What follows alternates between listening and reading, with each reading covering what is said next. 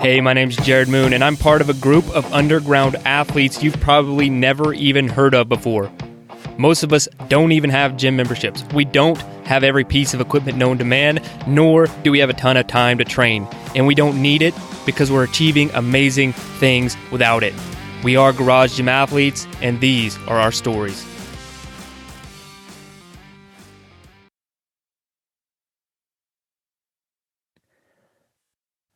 All right. Well, we're going to get started.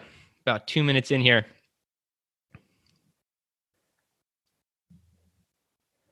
All right, so we are going over the healthy, optimal, and high-performing athlete today. That is what this presentation is about. So this presentation is a webinar for all of you today, but it's also going to be published as a podcast episode on our podcast feed at Garage Gym Athlete.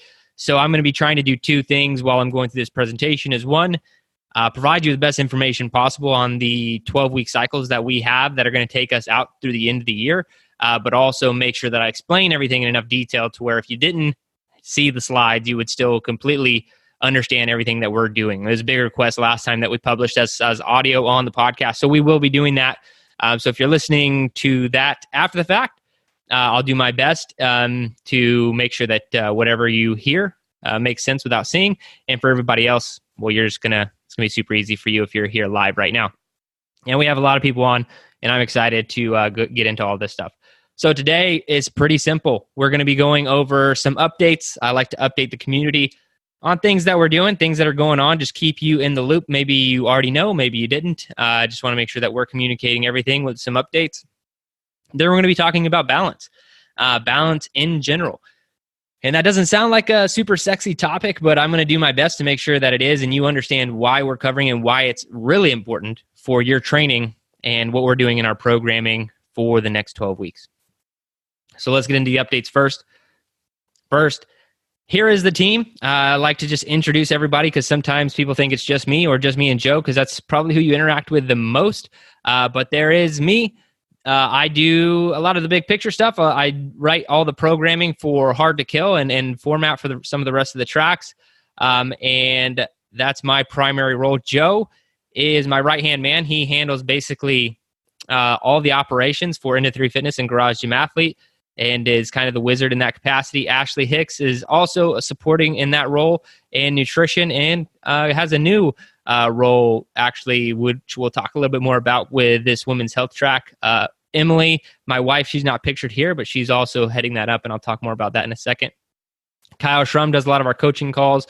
If you're signed up for the coaching tier, you've probably talked to him already. And then VD is primarily our Shred Track mastermind. So he is the one providing all the programming, athlete briefs, and everything for Shred. So that's the team, and that's how we get it done around here. If you didn't know, I just mentioned the Garage Gym Athlete podcast. So the Garage Gym Athlete podcast it's kind of been all over the place. It started as just a place we interviewed athletes, and then we just recently started doing these newer episodes where we cover some sort of scientific study, a topic, and then we talk about that week's Meet Yourself Saturday workout. So if you're not subscribed, go subscribe to the Garage Gym Athlete podcast on October 7th, 2019. So it's not going to be this Monday at the start of the new cycles like we normally do. It's going to be delayed 1 week. We're going to be launching season 9.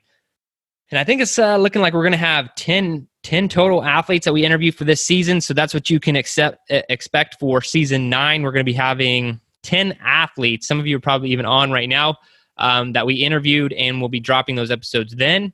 And really exciting. It's really one of my favorite things to talk to the athletes. It's been a lot of fun. We have some revisit people on, some people who were on previously, and new athletes as well. And it's always fun to have those conversations, find out more about how people are hitting it in different parts of the world. So the October 7th is the date that you can mark down for season 9 dropping.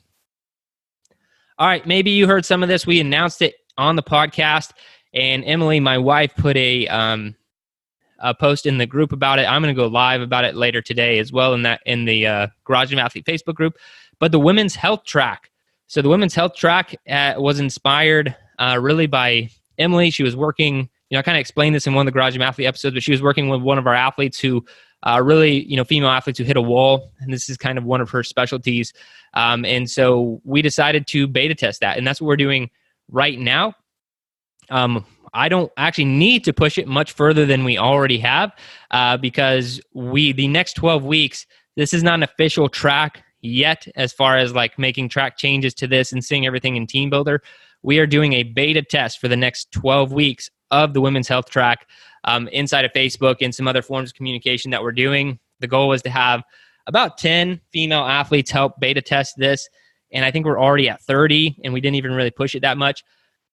So it's still open though. When we cut it off, we'll kind of decide where we want that to be. But if you guys are interested, any female athletes we have out there who thinks that they'd be interested in the Women's Health Track, check out the Facebook group for more information on that.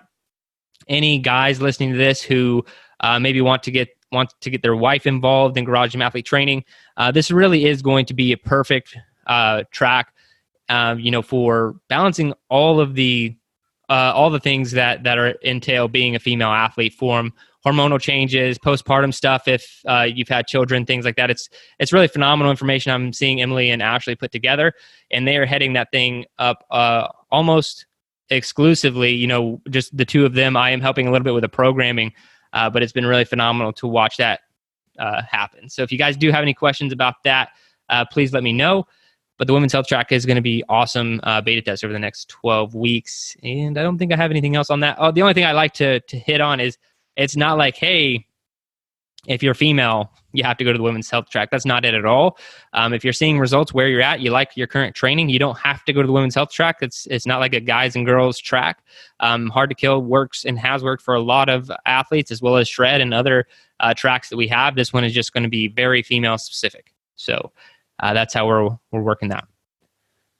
And we are currently in Fit Week. I already mentioned Greg. He's here on the webinar, getting that red shirt. I just like to make this announcement, making sure that people understand, what Fit Week is, how we do it. We talked about it on the last Garage Gym Athlete podcast episode, like how you can do the optional training or you can test everything. It's kind of up to you. But we do love seeing all these things. The stipulations, if anyone has forgotten, you have to post a video and it has to go in the Facebook group. It doesn't only have to be a lift. I know that's the easiest thing to take a video of, but it doesn't have to be a lift. It can be anything. It could be 500 meter row, 2,000 meter row, 1.5 mile run, whatever you think that you can take a video of.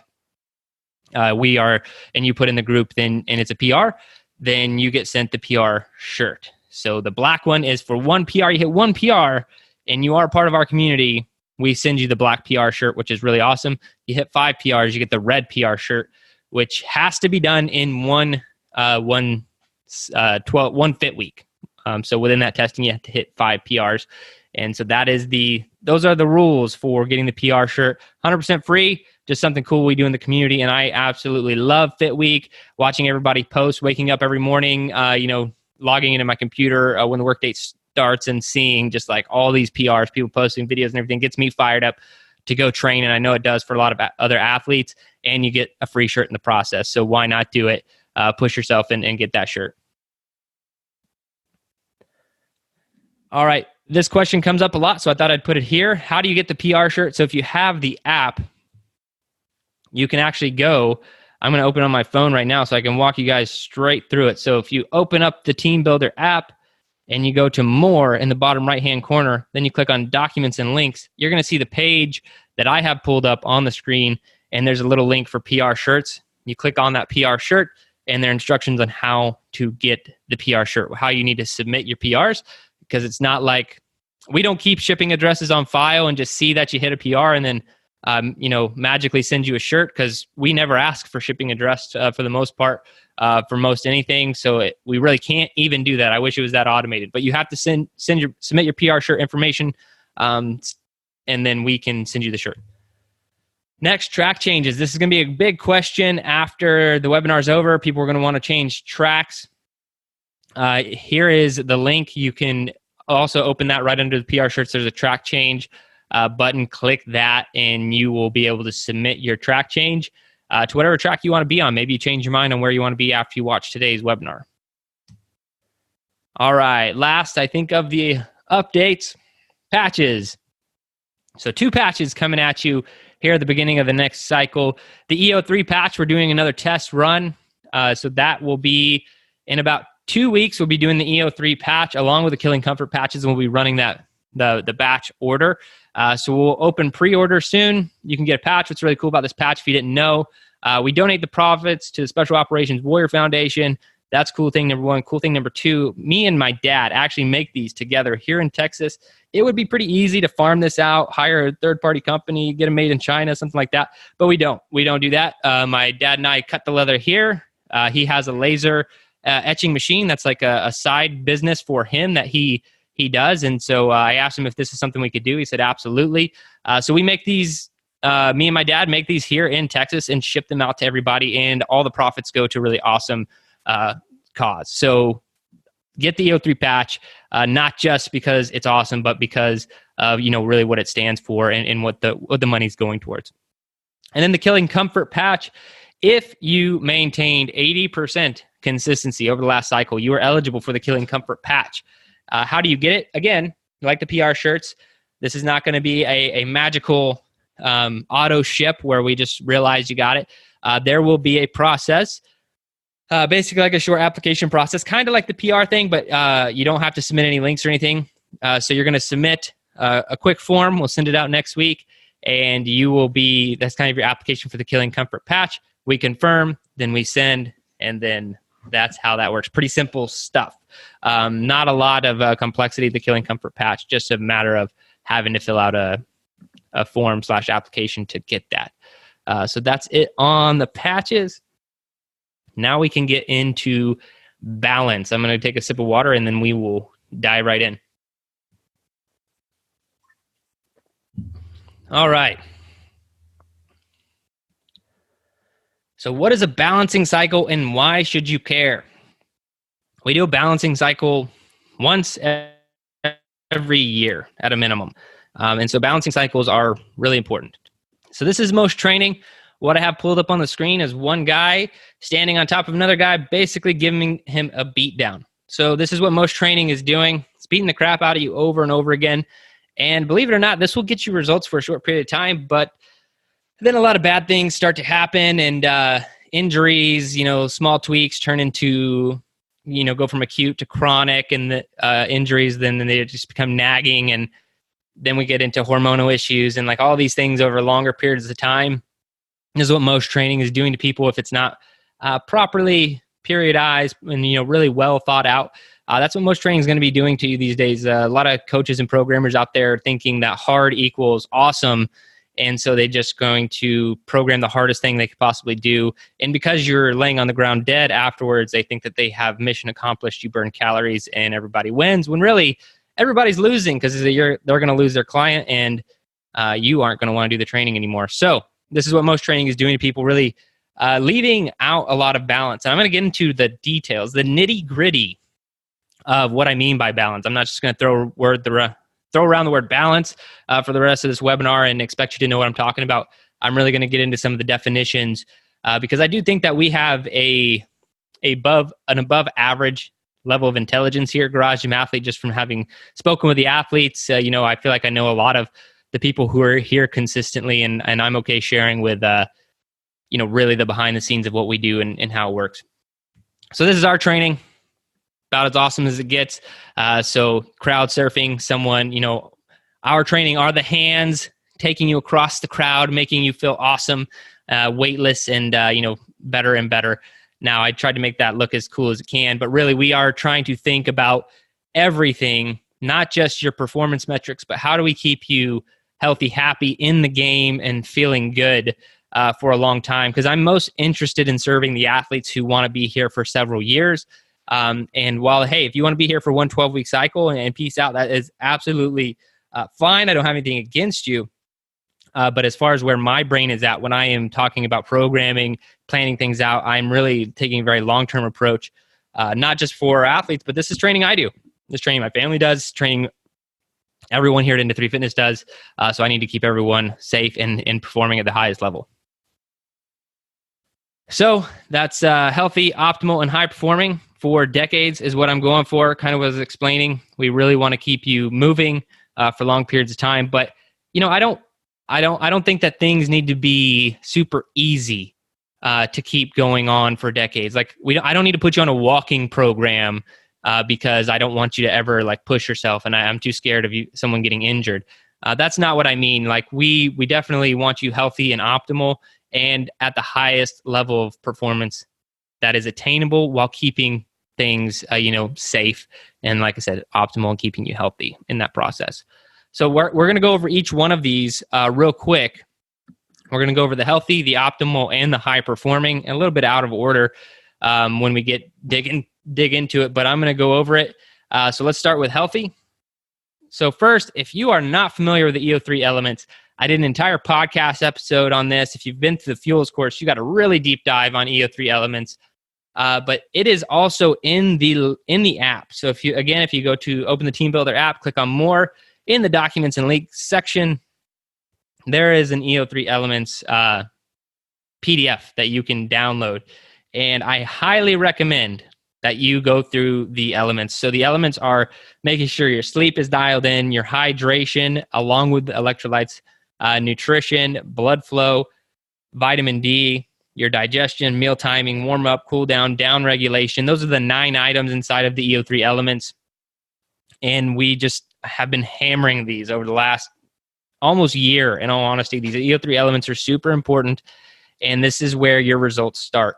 You have to have this foundation. And I think I need to start every webinar talking about the EO3 elements, because if you're not focusing on the EO3 elements and you're not dialing those in, then you're not going to see the results that you were hoping for, because something's off. The programming could be great, but your lifestyle could suck. And so I can't help you anymore.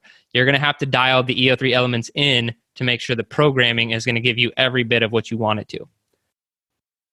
And that leads kind of to metabolic efficiency, something I think that you should really focus on this cycle. So the elements are going to be really important for your metabolism. So metabolism is just breaking how your body breaks things down. So that could be carbohydrates, that could be amino acids. It could really be anything. That's all metabolism is. It's how your body is, building new structures, either through protein, whatever. Your metabolism is taking things, breaking them down, and using them for energy. So elements are going to be super important to making sure that you are metabolically efficient. There's a lot of argument in the nutrition world about whether or not calories even actually matter, or macronutrients. Like, does this stuff matter? And my argument is it matters to a point, but it doesn't matter if you're not like a lean, mean fighting machine, for lack of a better term. If you have not dialed in the elements, your body is not a lean, have a lot of lean muscle mass or lean tissue, then you're not very metabolically efficient. So when I say metabolic efficiency, I'm not trying to make things complex. It's just like if you have a car, you want to make sure that you're getting regular oil changes, you're rotating the tires, that those tires are filled up properly, everything's clean, everything's good. Like, that's what we're trying to do with your body. If you are constantly beating it down, not taking care of it, how well is it going to take care of you? What results are going to be possible? So the first thing I just want to hit on and encourage you to do over the next 12 weeks, one, dial in the elements. That can be hard enough for most people, because that might be 9 new habits that you need to implement in your life. And I get that, but I also am not letting you off the hook. You absolutely need to do it. The second thing is lean tissue. Lean tissue is super important, and that's something that we're going to be focusing on, is building more lean tissue. We could call this muscle. We're going to build more muscle over the next 12 weeks. And whether or not you actually build muscle is going to have to do with your diet. So you need to dial in that diet. But the programming is going to be built to build that lean tissue, which is going to have a higher caloric burn, and it's going to make you more metabolically efficient just through the programming piece. You dial in the elements, we dial in the programming, put in the work, you're building more lean tissue. And then protein. So protein has a very thermogenic effect. It takes a lot of calories to burn protein, several times that of what carbohydrates and fat takes to burn. And so protein is very important to have in your diet at the adequate amounts, because it's going to burn more calories. It's more thermogenic, again, making you more metabolically efficient, and it's going to build some more of that lean tissue. So if anyone around sitting here is listening, is scared of a moderate to high protein diet, do not be. You need to be taking an adequate amounts of protein. And okay, you're going to ask, what is an adequate amount? The easiest starting point would be, and I'm saying starting point would be 1 0.5 to 2 kilograms per grams per kilogram. So I did that in kilograms there just because it's a little bit easier to calculate, but it's going to bring you down. If you do the 2, it's going to bring you down below body weight. So I weigh about 180, 185 pounds, somewhere in between there. So 2 would bring me to around 160. That's what I try to hit minimum every single day in my protein intake. But that's also not on the super high end. Some people are going above 1 gram per pound and things like that. So, and if you're not comfortable with the 2 grams per kilogram, then go down to that 1.5. That's going to be more moderate to low. You're getting to lower amounts of protein, but still a great start if you have a very low protein diet. Most people who aren't tracking at all are eating like 50 or 60 grams of protein per day. They're not very metabolically efficient. They're not building lean tissue. Their bodies aren't very thermogenic in what they're burning. It's all bad all around. So make sure that you're getting enough protein. If you have any more questions than that, feel free to throw it in the chat. I want to make sure that everybody understands how much protein they should be having. They dial in those elements and they are building lean tissue. All right, now we could talk about high performance real quick. So how we're going to keep you high performing, that is our basic framework of what we're doing all the time. I'm not going to cover this in a lot of detail, but essentially we are trying to hit every method of strength that we like to train, which is a sub-max effort, max, and dynamic effort, those 3, along with training all 3 energy systems, oxidative, phosphagen, and then glycolytic. So that is how we keep you high performing, by hitting all of these areas of training. And we call it's not just a hard to kill track that does this. We do this across all the tracks, and I'll explain how that works once we get into the new cycles. But that is how we keep you high performing. Now, optimal is really what this webinar is all about. So again, if you have any questions, comments, concerns, throw it in the chat. I'm going to take another sip of water and we'll get going into body geometry.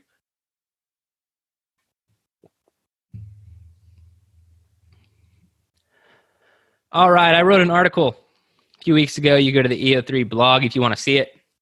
This is pulled straight from that. So this is the basic tenets of body geometry. 1, progressions, developing your strength and movement quality first. The second are contractions, really just making sure that you utilize all 3 muscle contractions in programming. So eccentric and concentric are basically always used. So if we're talking about a squat, the eccentric is the way down, the concentric is the way up.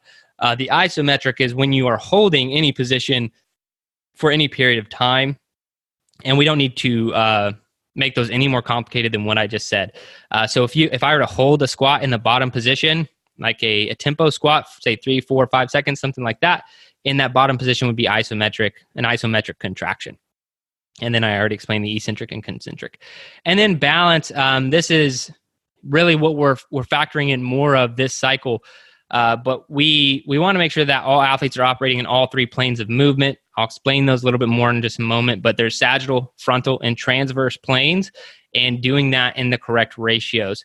So this is what these 3 tenets are, like the premise for everything we're doing across this next cycle. And I'm going to explain all of that. If you guys have any questions as I go along, make sure you let me know.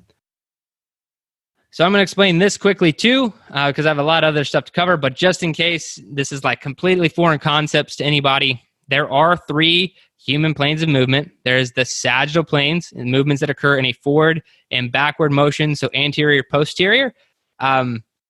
There's the frontal plane, movements that occur to the side of the body, so lateral, medial, and then transverse, more rotational movements. And the reason I like to bring up the human planes of movement is because if you were to audit anybody else's program who has, very little experience, doesn't have a methodology, and this does not mean necessarily talking trash. This has happened to me as well when I was a more inexperienced coach and programmer. They're not factoring into these things. And when I've audited other people's programming, what I've seen is a 20-to-1 ratio of sagittal plane movements versus having any transverse or frontal movements. And what happens when you do that, when you're only training on that sagittal plane, so only doing power cleans, only doing squats, only doing deadlifts, you're only ever training in that frontal plane of movement, you're building up some pretty awesome imbalances. And I'm using the word awesome sarcastically because what happens is you become this really awesome athlete who can't turn or twist and do anything without hurting themselves. And this, a big light bulb moment for me, this is about 4 or 5 years ago. I I bent down to pick something up and had to twist at the same time and like pulled something in my back. But, I was at the time, squatting like 450 pounds, deadlifting like 550 pounds. And I just was like, how does this even happen? Like, how does it happen? It's because I wasn't training outside of the other planes of movement. And the more you can factor this in, the more you really are ready for life. Now, the movements aren't as sexy half the time, but they're so helpful in making sure that you are a functional human being. And so I kind of have to sell you on this idea, because if you're like, oh, this movement is kind of boring, well, you have to understand the why behind why we're doing it. Like, we are trying to make you super functional, not just functional, like, I'm going to do power cleans and drop the weight when it's over my head. That's not what functional means. That's like, I don't know who or how that happened, but functional really should mean you can function in your daily life. Anybody who ever would like to argue the function over a snatch versus a bicep curl, I don't have any huge problems with the snatch, but I could argue all day that a bicep curl is more functional than a snatch. But for some reason, snatch got thrown in with functional. But if you've ever picked your groceries up from the floor and put them onto your kitchen counter, that's a bicep curl. That is not a snatch. You very rarely use the snatch movement in your day-to-day life. So we're going to just get into all the different planes of movement, making sure you're the most functional and least injury-prone human that we can, while also making sure that you're high-performing. So how does this play out in the next 12 weeks? That's the question. That's what we're going to answer here over the next 10 or 15 minutes. So balance. Like I said at the beginning, how do I make balance a sexy topic that people are going to want to stick around for? Well, we're going to start with a small little idea of balance. And this is the entire premise, the entire framework for the next 12 weeks of training. So what I'm going to do, I'm going to unpack this little balance idea into all the different tenets. Then I'm going to pack it back in, and then I'm going to show you how we add balance onto the different tracks to make the next 12-week cycle. So bear with me as we go through this. Like I said, I got to unpack it first, pack it all back in, and then add it to hard to kill, shred, endure, and strength. So the first way we balance an athlete is a compound movement. So compound movements, no one should be a stranger to those. Anything that is going to be multi-joint exercises, just think of a back squat. So it's compound movement, utilizing a lot of different muscle groups, hamstrings, quads, everything is involved. You have to tighten your core. Chest is tight, shoulders are tight, arms are locked in. It's just a compound movement, really utilizing a majority of your body. So we're going to have a lot of compound movements, as we always do in our training. So that's the first part of balance. And the real part of balance that we're extracting from compound movements are making sure that we hit the eccentric and concentric portions of a muscle contraction that we talked about a little bit earlier, and making sure that we hit them in the right degree. So that means we will be doing some more tempo lifting. I know some of you have been around for a few cycles, especially last year and beginning of this year, you saw some tempo lifting.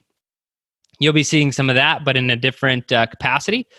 So we will be doing tempo lifting, making sure that you're getting adequate amounts of muscle contractions in those two forms. Next, isometric control.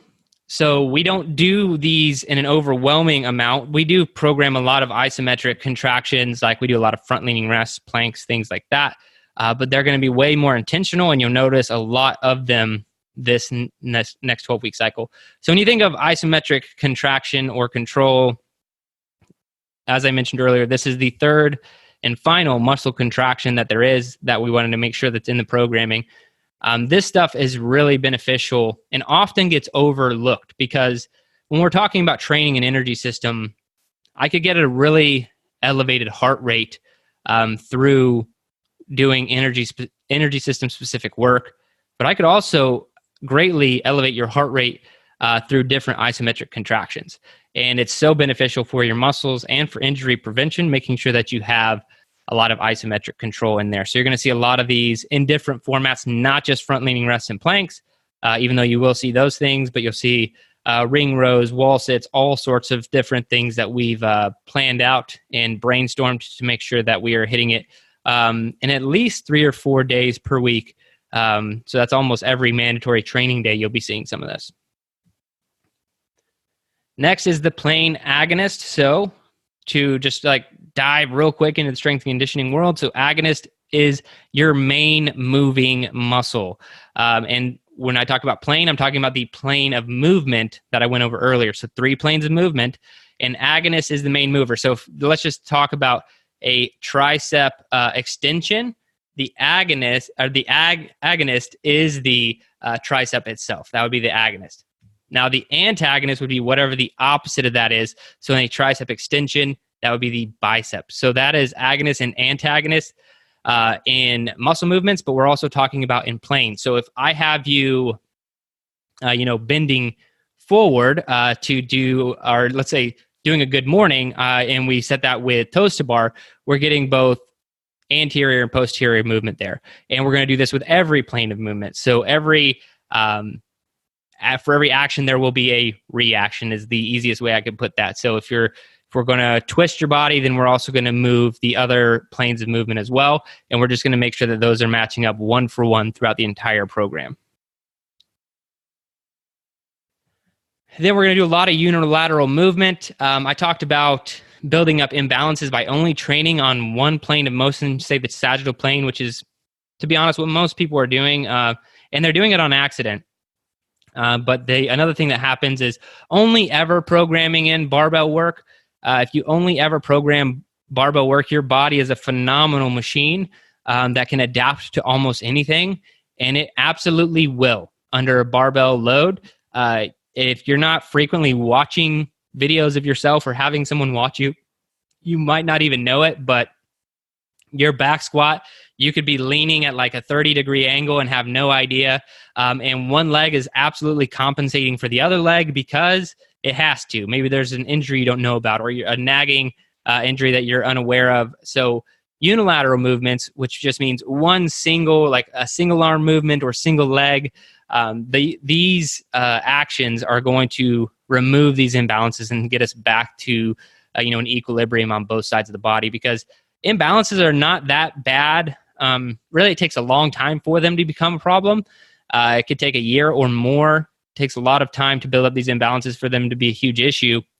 But we want to make sure that they're not going to be a problem. So we're doing a ton of unilateral movement, single leg movement, single arm stuff across all the different planes, making sure that you are really well taken care of. And then the last is just a lot of isolated and power work. So one thing that I've noticed is I really want to increase. This is not the only goal. Hopefully that's not your only takeaway from everything I'm covering. But I really want to increase everyone's strict press over the next cycle because it seems to be a lagging metric right now compared to people's like back squat, deadlift, front squat, things like that. And so we're going to be doing a lot of isolated power movement, not just in the pressing movement, but that is where we will get the biggest bang for our buck. And a big reason it's in there for balance is making sure that our pressing muscles are just as good as every other muscle on our body. So doing a lot of isolated work. And isolated, you could think of more, like a bodybuilding style movement. It could also be unilateral. Some of these things overlap, but a bicep curl would be isolated, isolating the chest, isolating certain muscles to make sure that that muscle is being worked properly. But not like we're going to have a back and bis day. We're not going that far. But we will isolate muscle groups to make sure that they are firing properly, where we, again, don't have any imbalances where we're unaware of. And then a lot of power, just moving weight quickly. I've talked about that. We just went over like how do we keep you high performing. Dynamic efforts always need to be a part of our audit when programming, making sure that not only are we getting the slow movements in there, but we're getting some fast movements as well. All right, now I unpacked it all. So imagine packing all that back in: isometric control, compound movements, unilateral movements, plane agonist, plane antagonist, isolated power, all going back inside the ball. So that is balance. That is how we balance an athlete. So maybe it's a little bit sexier now that you've seen it, but that is what we do and how we're going to balance out an athlete. So how does this work over the cycle? So we have hard to kill, endure, strength, and shred. And so what's not on here? Legacy's not on here because it will not follow this. Legacy has a very specific Purpose, Legacy is our one-man, one barbell, one-man, one kettlebell, one-man system. So Legacy will not follow this framework. It's going to follow those 3 training cycle programs only over the course of a year, different waving. 3 block will follow this, but 3 block mimics hard to kill in a lot of ways. And then also you won't see no gear necessarily following this, just because it's harder to do without loaded implements. Doesn't mean that the programming won't be as good as it's always been, just so you know. And then what's not on here is the women's health track. The women's health track, for anyone who is a little bit interested, will be following closer to a hard to kill framework. So how this gets the process right now, I write hard to kill programming. I hand this over to Ashley and Emily, and they look at it and they modify, tweak, move things around, and then we all look at it together, making sure that it all makes sense. So the women's health track, to some degree, is following a version of hard to kill, but making it different but the same. So hopefully that explains everything. So really, these are the 4 tracks that I'm mainly concerned about when we're programming: hard to kill, endure, strength, and shred, because everyone else follows suit to these. But what I want you to know is I want everyone to have less FOMO, so fear of missing out. This happens every time we have a new 12-week cycle. So someone is like, I don't know, like maybe I should do hard to kill, maybe I should do strength. They're all following the exact same balancing framework and programming. And I don't just mean like the idea. I'm talking about the exact same reps, sets. Everything is going to be the same from the balance programming blocks that we put in there. They're going to be the same across all the tracks. The only exclusion would be endure is going to have a little bit less because we need more time built towards specifically aerobic conditioning, but it's still going to follow at least 80%. So less FOMO, because all of these tracks are going to be following that same balancing framework for strength, for isolated movements, all the stuff that I was talking about. So just go in knowing you're going to get, you'll see a lot of the same type of programming across all tracks during this balancing cycle, and for good reason, because everyone needs to be balanced out. So what do we do after that? Well, hard to kill is going to take all the balancing that we just talked about. So balancing can take anywhere from 2 to 3 to 4 blocks per day. It really can range and will range throughout the entire cycle. So what do we fill the rest of the blocks with? So if anyone's here and doesn't know what I'm talking about when I'm talking about blocks, blocks are 10 minutes in length. We do 5 blocks every day. It's our block programming system that we created. So we're going to have our balancing blocks in hard to kill. And then we fill the rest of those blocks with all the different energy systems that we like to train. So there are 3: oxidative, creatine, phosphate, and then glycolytic. So all those energy systems are going to be hit over the course of the month and the cycle in hard to kill tracks. So all the balancing plus all the energy systems. Endure will hit all the balancing with having an oxidative focus. So oxidative is aerobic in nature. So a lot of aerobic training on the endure track. And again, like I said, endure is the only one that will have slightly less balancing because we need some more of that time to build that aerobic engine, but still will hit at least 80% of the balancing that we have programmed.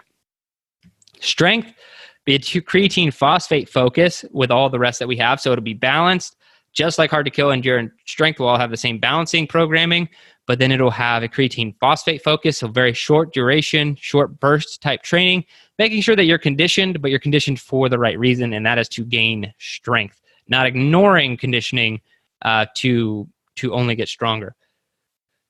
And then the best way I could put shred would be oxidative minor, simply because of how fat is burned in the body is primarily aerobic. So that's why we do that in shred. But shred is going to have an oxidative minor, not an oxidative focus. So that's why shred can have a lot of the balancing blocks, but still work on some aerobic facets. And this is how do I translate it into real life? And this is me talking about Spartan races now. So we don't have any affiliation with Spartan race, but I just like to talk about Spartan races in general because it helps you kind of put it in your own context. So if you didn't know, Spartan has 3 different race distances. Technically, there are more, but the 3 main ones are sprint, which is short, like a 5K, and they typically do these in the mountains or stadiums or whatever. And then there is a super, which I think is on average 7 to 9 miles. So depending on your location. And then there's a beast, which is typically a half marathon or longer in wherever they're holding the track. We did in Nashville. We're doing it in Mill Spring, North Carolina later this year as a group in November. So that kind of helps you out. So we have sprint, super, and beast. So that's what I'm talking about when I say balanced super. So you'll be a really balanced athlete. If you felt hard to kill because of all the different energy training, you'll be able to crush a super. But if we were to extend you out to a beast, you would definitely be able to do the beast, but you wouldn't be like at the end of the beast, like that was easy. It's definitely going to be a push for you if you follow the hard to kill track and you're pursuing a beast. Now, endure, you would be an aerobic beast. You're going to be doing so much aerobic work, and you'll have enough of a strength framework that those beast type half marathon style, distance is not going to be that much of a problem for you at all. I had a lot of people follow the endure track and conquer not only half marathons, but marathons, Ironmans, like all these different crazy things. So endure has been tested now, thrown to the wolves and come back proven. So that is kind of what you can expect with endure. A little bit less balancing, like I said, but a lot more focus on that aerobic strength. You're going to be very, very strong, and you're going to be able to crush a sprint. But I think if you follow the strength and only focus on that creatine phosphate energy system, a super is going to be challenging. I think that you could do it, but it will be very challenging, but a sprint would not be hard for you. And then shred, I'm going to give it the same I would to hard to kill, a balanced super. I think that is very applicable just because you would be very balanced and you'd still be able to crush a super, maybe even a little bit longer just because of all the extra aerobic training. And so very similar there in nature. All right. That pretty much concludes everything. I'm about to start looking at the questions, but the biggest question that we get, when is the sample training going to be released? Well, it's already live. So we just made it live about an hour or two ago. So I will be shooting out that link, posting in the group and everything. You can go check it out. And we will post the link everywhere so people can access that. So the sample training will go out today. You can start looking at that. You're going to be able to very quickly realize like, oh, okay, I see what he's saying. Like these balance elements are in all the tracks. It's just the conditioning is a little bit different, or these, this is placed a little bit differently in the training. And so really rip apart the programming, check it out and see what you are going to like to do the most over the next 12 weeks, because it will be following the week 1 framework through the entire 12 weeks of training. So that's what we'll be doing. Now, what questions do we have? I have 2 here in the open questions. Chuck says, as we gain muscle, do we need to up our protein intake? My assumption is that fat is being lost while muscle is being gained, so body weight doesn't go down drastically. Yeah, so this is really interesting. My mother-in-law, I won't share any of her exact numbers, but this was just yesterday. She's been working primarily with my wife, Emily, and getting a lot of her things dialed in. But she sent me all these screenshots. All she ever used to care about was her weight on the scale. And this is true for a lot of women, but my answer is going to apply to women and men. But what she saw was from the start of her program to, several months down the road now, she actually weighs like 2 pounds, 1 or 2 pounds heavier than she did previously, but she has significantly less body fat and more muscle mass. And this was all actually, properly measured, not like a scale at home or some, random thing, like actually, got all the tests done. And so scale on the scale is not the best, like the body weight is not the best indicator when you're trying to answer these questions. So you're going to want to make sure that you're looking at everything. But to answer your question, you don't have to keep increasing protein intake in perpetuity. You might want to go up to at least 1 gram per pound. You could flirt with a little bit more than that if you want, but I'm not in the camp of getting too excessive with protein. And then, so that's just something I would keep in mind. And then also keep getting your protein up to the level that you can handle, then really focusing on your training from that point. Now, Christopher says, how do single leg things like pistols and single leg deads for into the plane? Should we expect a lot of those in the balancing cycle? So I guess how do they fit into the plane? So single legs, how they fit into the planes would be, if I did a side lunge, then that would be one plane of movement. If I did a forward lunge, that'd be a different plane of movement. It's not that they don't apply, they're just kind of different ideas. So, because you could do single leg in a lot of different planes of movement. But the real factor is doing single leg to get away from, one muscle or a different one arm being able to make up for the other arm, or one leg being able to make up for the other arm. So you want to do the single leg unilateral type stuff where there is no compensation going on. And what you could realize quite easily if we're just talking about something as simple as a pistol, say you did a modified pistol, doing on a box to a certain depth or something like that, and you're just to go for a max effort. And what I mean is like max effort, as many reps as possible. You might find that with your right leg, you can do 27, and with your left leg, you did 22. And you have no idea why. Well, that's an imbalance. And they're pretty easy to find once you start doing single leg stuff. Or something as easy as a bicep curl. You could very easily, you'll just know, like, well, why is this arm so much stronger than the other?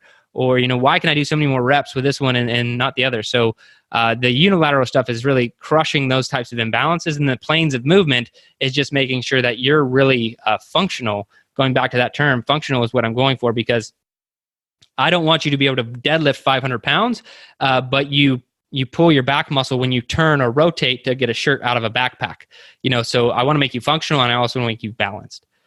Now another question, when doing intermittent fasting, I'm finding it hard to hit the protein numbers in grams. What suggestions do you have to get the protein numbers? Protein is difficult for a lot of people, just because it's not habitual. It hasn't been habitual, and you're just going to have to plan this out appropriately. So when I'm doing meal prep, whether I'm purchasing those meals for meal prep or doing my own meal prep, I try to make sure that every meal has 40 to 50 grams of protein. Then there's somewhere else in my day, I'm going to have a protein shake, typically with another 40 to 50 grams. So let's just round up. I'm at 100 grams already between two meals. Now a third meal, pretty easy to get, 30, 40 grams of protein. So really you're just going to have to plan around that. We could get into, eating egg whites or egg white protein shakes, eating more chicken. Like there are a lot of things specifically with lots of amounts of protein, but you kind of need to plan out. This is, if anyone's ever having trouble hitting macros, my best advice is go plan out what your perfect day looks like. And then after you plan that out, go execute it. Plan it out first, then execute it. Don't get to the end of your day and be like, oh man, I'm 76 grams short of protein. Plan out your day ahead of time. All right, Lauren says, for the unilateral stuff, would you recommend starting with the weaker side or training with the stronger side and rest pausing the weaker sides till reps equal? That's a great question. So going back to, just because it's easy to talk about, my bicep curl example, you're going to want to default to the weaker one. So if I could do, let's just say we were going max rep test and I could do 10 with my left, but 12 with my right. And if I had to choose, then I would just want to do 10 with both sides until we balance out.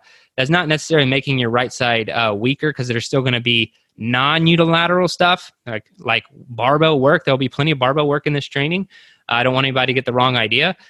So I would default to the weaker side, and then build up as you go along. And just to note, so I want to make sure that everybody is clear on that. There will still be a lot of squatting, deadlift, front squats, all that type of stuff to make sure that your raw strength is off the charts as much as we can. But there will just be the introduction of more unilateral stuff to making sure that you're balanced. So if you had to default to your weaker side, like I just said, you're still getting plenty of strength work in with other movements. Let's see. I think that is everything. I'm going to go through some of the questions that Joe answered, just making sure that I don't have a different answer. Yeah, so about the patch, we'll have plenty of instructions and frequently asked questions if you want the Killing Comfort patch when we post all that next week. So I wouldn't worry too much about that. Will the nutritional information for the Women's Health Track be made available to other women who decide not to switch tracks? This is going to be something that we're working out the kinks right now, because here's the deal with the Women's Health Track is if we say, okay, you can be on hard to kill, but you can get the nutritional piece of the Women's Health Track, we're flirting with that idea, but not sure if we want to do it, because if you're not seeing results that we want you to see, then we're going to know why it is. It's because we're not controlling all aspects of your training. So we might do it. We're not 100% sure yet. So my real answer is I don't know yet. I will let you know. We're doing the beta right now. So nothing like none of the mixing and matching, any of that will even be official until January of next year after the beta is over. But if you want to be a part of the beta, join the Women's Health Track Facebook group that we just put in the Garage Gym Athlete Facebook group, link to it. And then you can go ahead and try next week, week 1 when we get started. All right, let me see if I have anything here in the chat. All right, there's a lot of stuff in the chat. I'm not going to go all this. I think Joe probably put in some, if you guys have any specific questions, add it to the Q&A section. Keith, let's see, I'll jump to here. So for the Endure Track, how are you controlling the volume of endurance training, and specifically how it relates to low, moderate, and high intensity training? So that's typically how we do. We don't factor in as much with the energy systems. It's a lot of aerobic training, but we do go for like lactate threshold in aerobic training. We do cycle in, just something steady state or aerobic power, and threshold. Like there are a lot of different intensity levels that we cycle through, and that's on a monthly basis, not a weekly basis. So we do factor and go through all those things. As far as volume itself, that escalates just like we would do any of our strength programming. And I won't explain that further, Keith, because I know you've been to the EO3 coaching course. You understand how we waive that stuff, but we waive it the exact same in our aerobic training. Can you earn the Killing Comfort patch by doing 80% more of this new cycle? Yeah, so the Killing Comfort patch, should have explained that, will be an ongoing thing. So we'll always have it available for anyone who is rocking that consistency across a cycle. Christopher said, just want to say thanks to all the coaches. This is a big commitment, and you found a way to make it available to us. So thank you. Thank you for that. Awesome. And love it. Now, I do want to say, now this is kind of speaking to the EO3 coaches who've been through the EO3 coaching program. If you guys are kind of like, oh, this stuff is awesome. In October, we're going to be doing an entire webinar just for the EO3 coaches, doing the deepest dive in the world on body geometry and how you guys can use it and everything that we talked about today. So that's coming as a coaching resource to everyone who's not in the coaching program. That's fine. We will be providing some more PDFs and stuff on body geometry so you guys can learn a little bit more about it, and making sure that you are just going through and utilizing everything correctly. So a lot more information coming. I've already prepared pages and pages worth of resources. It's just now, putting it in a pretty format and being able to deliver to people, and having some more presentations and everything like that. All right. So this is the next cycle. I am really looking forward to it. I've already tested some of these workouts. They are the definition of simple, not easy. You're like, oh, that doesn't look too bad. It actually looks kind of fun. And then you're exhausted at the end. A lot of fun stuff. I'm excited to get into it. Some people like to ask, what am I going to be doing? I'm going to be doing hard to kill. I've been saying endure, but I'm actually going to be doing hard to kill because the entire EO3 team is going to be on the hard to kill track this next 12-week cycle. I want to follow suit. And so I'll be doing hard to kill, and sharing my time, seeing what I could do, and doing a real proper fit week. This fit week, I've been kind of cherry picking, like we talked about on the Garage Gym Athlete podcast episode. But at the end of the year, I'm going to be testing every single metric, and I really want to be prepared for all of it. We have that event in November. So anyone who's coming to that event, I should have started with this, and this will be kind of last announcement before we sign off. But we are doing the Spartan Race, Mill Spring, North Carolina, end of November, a week before Thanksgiving. We've rented a house, an Airbnb. We're going to invite every athlete over after the race is over to have fun, a barbecue, grill out, and just have an awesome time. So if you are not signed up for the race, make sure you sign up for that race in Mill Spring, North Carolina. It's going to be a lot of fun. I think everyone except for VD from the team is going to be there. So me, Joe, Ashley, Kyle, and like I said, we are going to hit up the race. And then after the race, if you can come back to our Airbnb, hang out, get to know each other, and just have a great time. It's going to be awesome. So it's more than just like hit the race and then leave. We're going to be doing trying to hang out and do a lot of fun stuff. So if you can join us, definitely do it. If you're on the fence about it, just do it. Absolutely, just do it. It's going to be a lot of fun, and I really want to encourage everyone to do that one. I'm going to don't be scared of the beast distance. It is a beast, but we're going to go through it as a team. And if you need help over an obstacle, I will throw you over. Trampas will throw you over. Whoever's there will throw you over an obstacle. And it's going to be a lot of fun. All right, guys, that is it. Thanks for being here. And I look forward to training with you over the next cycle. If you have any questions, let me know. I'll be shooting out the sample training and other stuff for you guys here in the next hour or two. But thanks for being a Garage Gym Athlete, and let me know if you guys need anything. Thanks for listening to the Garage Gym Athlete podcast. If you want to learn more, go to garagegymathlete.com. You can learn about our training. Let us send you a copy of our book, The Garage Gym Athlete, or you can even get featured on the Garage Gym Athlete podcast. Thanks for listening.